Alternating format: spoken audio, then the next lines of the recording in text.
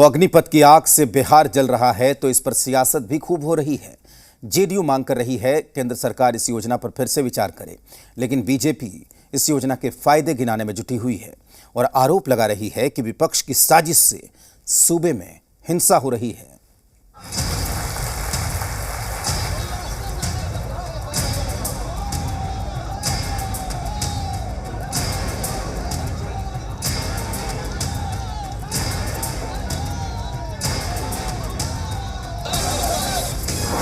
अग्निपथ से लगी आग पर राजनीति, जेडीयू और बीजेपी आमने सामने। बीजेपी ने कहा विपक्ष की है साजिश।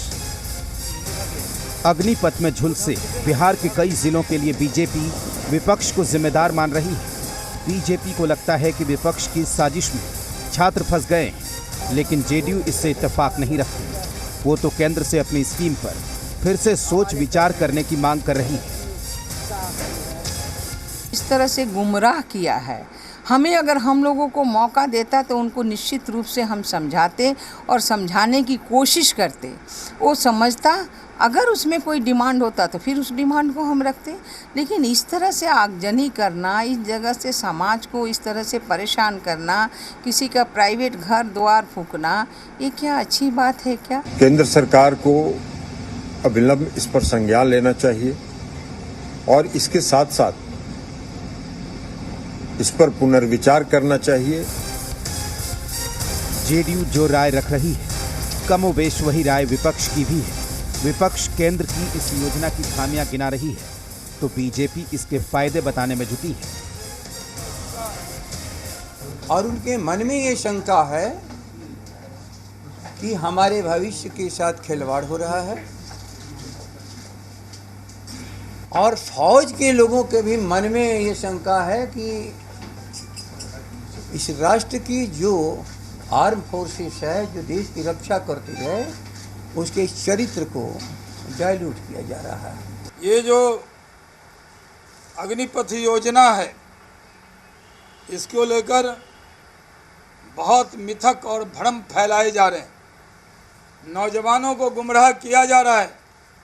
कुछ ताकतें मासूम बच्चों के कंधे पर इस आंदोलन के जरिए हिंसा के रास्ते पर उनको उकसा रहे हैं। इधर कांग्रेस ने भी केंद्र सरकार की इस योजना का विरोध करना शुरू कर दिया है। किशनगंज में स्थानीय सांसद की अगुवाई में विरोध प्रदर्शन निकाला गया और केंद्र सरकार के फैसले का विरोध किया गया।